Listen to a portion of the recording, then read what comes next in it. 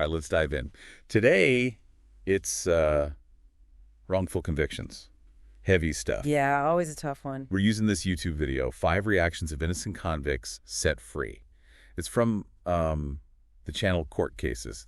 We're going beyond the headlines, though. Right, into the human impact. Exactly. The legal twists and turns, the unbelievable stuff that led to these people being freed. You know, you hear about these cases, but... It's different seeing their reactions, you know? Totally. Like Clemente Aguero. This guy spent 14 years on death row. Can you imagine? For a crime he didn't even commit. It's unfathomable. 14 years. How do you even, I don't know, come back from that? Clemente was a Honduran immigrant living in Florida back in 2004, accused of murdering his neighbors. Murder. Wow, but if he was innocent, was the evidence weak or something? Mostly circumstantial. But here's the thing. The victim's own daughter had confessed to the crime. Hold on, the daughter. But they still convicted Clemente. There were records of her mental health struggles, even threats she'd made. So, mental health. Was it overlooked in the investigation? It's a complex question, balancing justice with, you know, protecting the vulnerable. Tragic all around. Yeah. But when Clemente was released, what was that like? The video shows relief, yeah, but also the weight of those lost years. You can just see it. It's heartbreaking. And what happened to the daughter? The video doesn't say. Adds another layer to it, you know? Okay, wow. Next case. A 14-year-old boy, Davonte Sanford, coerced into confessing to a quadruple homicide. 14 years old. Yeah. It's hard to even grasp. I know, right? Just the thought. So wrong place, wrong time, I'm guessing. Essentially, police pressure led to the false confession, and even his own lawyer. No way his own lawyer advised him to plead guilty. Why? Why would a lawyer do that? Maybe felt the evidence was too strong or thought it'd lead to a lighter sentence, but it shows how crucial good legal representation is, especially for a minor. Absolutely. You'd think a 14-year-old facing murder charges, they'd have the best defense possible. But how did Davonte finally get free? This is where it gets wild. A hitman, Vincent Smothers, confessed to the murders. Whoa, a hitman. So it wasn't just luck, but someone else stepping up. Right. And Davonte, when he heard about the confession, he expressed gratitude towards Smothers. That's complicated, to say the least. Gratitude, anger. Yeah, it's a mix. And sadly, there's more. Davonte struggled after being released, got into more legal trouble. Oh, man.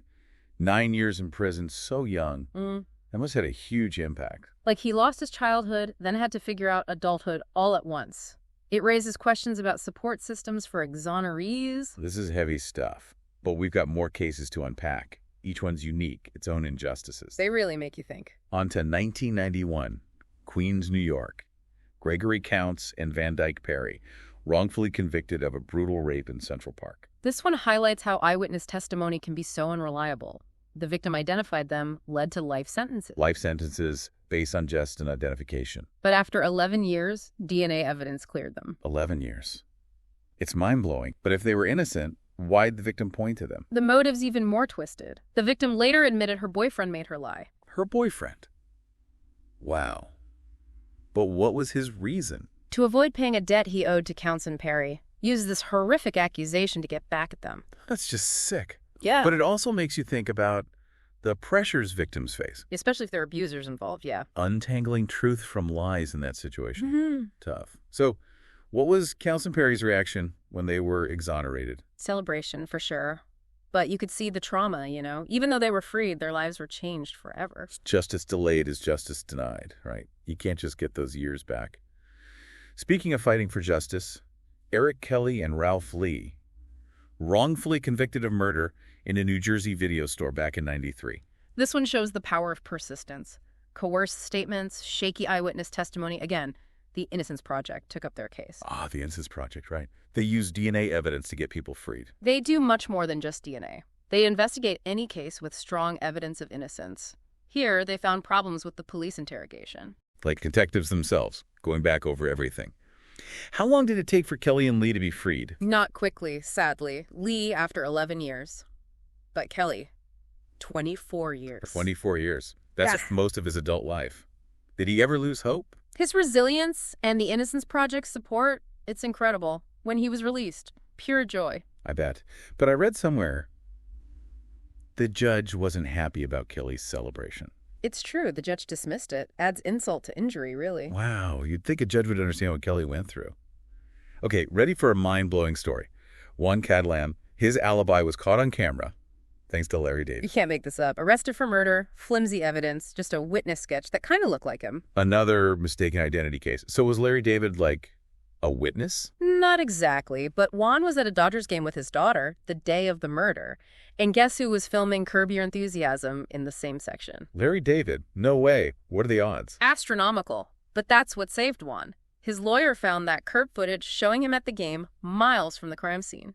Talk about right place, right time, or filmed at the right place, I guess. It shows how life can be unpredictable, but also how important a good investigation is.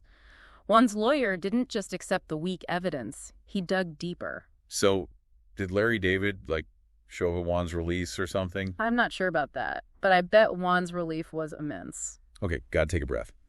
Eyewitness testimony's unreliable. Confessions can be forced. Evidence overlooked.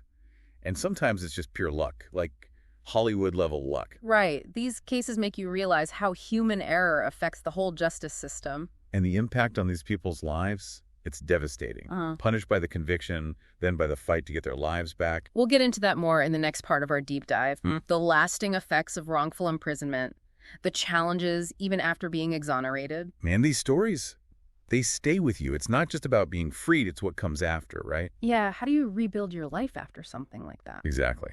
It's one thing to be declared innocent, but then what? People think, oh, you're free, everything's fine. But the scars. They run deep. Years lost. The fear, the separation from everyone. The psychological impact is huge. And then you're back in a world that's totally different. Technology, jobs, relationships. Everything's changed. It's overwhelming. Yeah. Like trying to catch up on years of life you missed. Totally. And there's the practical stuff, too. Getting a job, finding a place to live. Rebuilding your reputation. It's an uphill battle. It's like they're still being punished, even though they're innocent. There's a lot of stigma, unfortunately. Employers hesitate. Landlords are wary. It's awful. They've Yeah. already been through so much, and then they have to fight for their place in society. We were talking about Davonte Sanford earlier, the 14-year-old. Going to prison so young, how did that affect him later? It's a prime example of how age matters. Davonte basically missed out on being a teenager. No social skills, no education, no support network. Yeah. By the time he got out, he was an adult, but... Unprepared for it. No wonder he had trouble. Are there programs to help, specifically for younger exonerees? There are organizations, but the resources are often limited. Counseling, job training, some financial aid, but That's not enough. not always. Right. They need help with the trauma, the lost opportunities. Right. It's more than just a job or a place to live. What would better support look like then? A whole network, really. Mental health services, education that fits their needs, job training, legal aid, and a community of people they can rely on. The community's huge. Feeling alone makes everything harder.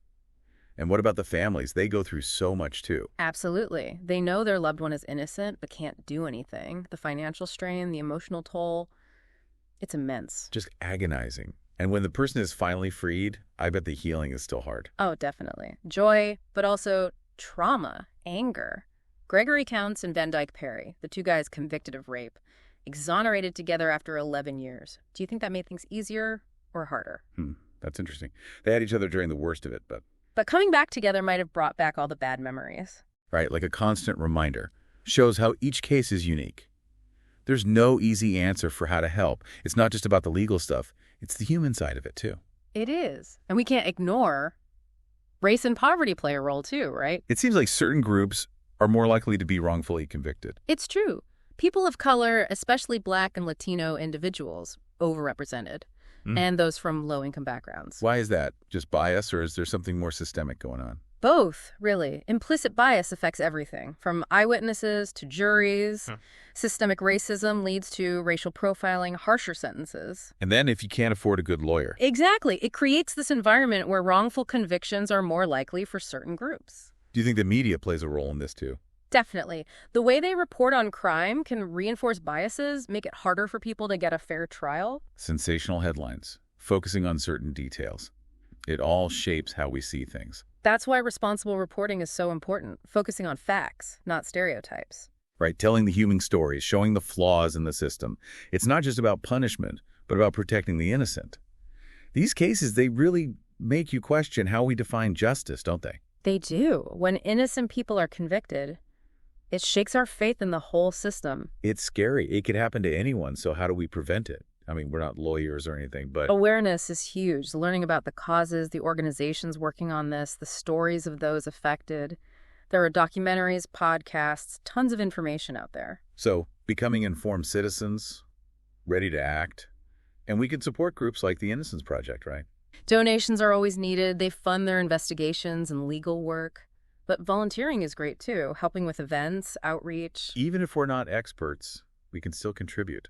And what about contacting our representatives? Does that actually do anything? It makes a difference. They need to hear from us. Letters, calls, town hall meetings, Yeah. telling them we want reform. Right, making our voices heard. Right. But it's not just big actions, is it? We can talk about this with friends, family. Exactly. Raising awareness, sharing these stories, challenging stereotypes. It all matters. It's about creating a culture where these injustices aren't swept under the rug, where we all feel responsible. That's the key. Justice isn't just for lawyers and judges, it's for everyone. These stories, they're tough to hear, but there's hope, too. These exonerees, they're fighting back, trying to make things better. They are. It's inspiring, and we'll talk more about that in the next part of our deep dive. We've been through a lot, haven't we? Wrongful convictions, the system's flaws, the impact on people's lives. It is heavy stuff, but There's another side to it, a side of hope, of resilience. yeah, that's what I wanted to talk about. These exonerees, they've been through hell and back, but Many of them come out fighting for Oh, yeah. themselves, for others. become advocates, right? Exactly. They turn their pain into purpose, working to change the system that failed them. That's amazing. So what kind of work are they doing? All sorts. Some work directly with organizations, like the Innocence Project. We've mentioned them a few times, yeah. What exactly do they do? They're a nonprofit, been around for decades, using DNA testing, investigations. To get innocent people out of prison. Right. But they also advocate for bigger reforms to prevent these injustices from happening in the first place. So it's not just about individual cases, but about fixing the system itself. Exactly. And having exonerees involved, it makes their work even more powerful. I bet. They've lived through it. They know what's wrong. Are there any stories that really stand out to you? Exonerees who've become advocates? So many. Marvin Anderson, for example, he spent 15 years in prison for a rape he didn't commit. 15 years. Yeah. It's unimaginable. And afterwards, he dedicated himself to fighting for change, worked with the Innocence Project, spoke at events, shared his story. Wow. What drives people to do that after everything they've been through? I think for a lot of them, it's about making their experience mean something, preventing others from suffering the same fate. Holding the system accountable. Yeah. It's inspiring, taking something so awful and turning it into something positive. Absolutely. It shows the strength of the human spirit. And it's a reminder that we can all make a difference. Okay, so what can we do? We're not lawyers, we're not investigators, but we want to help. It starts with education, learning about the causes of wrongful convictions, the organizations working on this, the stories of exonerees. There are documentaries, podcasts, articles. So becoming informed, and then, I guess, supporting groups like the Innocence Project. Donations are crucial. They fund investigations, legal work, all of it. Volunteering is another way to help with fundraising, events. Right, using our skills to support the people on the front lines and contacting our representatives. Does that actually have an impact? Absolutely. Let them know this is an issue you care about. Letters, calls, town hall meetings. Make our voices heard. Right? But it's not just about those big actions. What about just talking about this with people? That's important too. Sharing these stories, challenging stereotypes, raising awareness. It's about creating a culture where this isn't tolerated, where we all feel responsible. Not just lawyers and judges, but everyone. Well said. Justice is a collective effort. We started with some really dark stories, but there's hope here too. These cases show how flawed the system can be, but they also show the resilience of people and the power of fighting back. Exactly. Thanks for joining us on this deep dive. We hope you learned something, that you'll keep exploring these issues, and that you'll be a voice for justice in whatever way you can. Every action counts. Even the small ones. Yeah. Let's make a difference.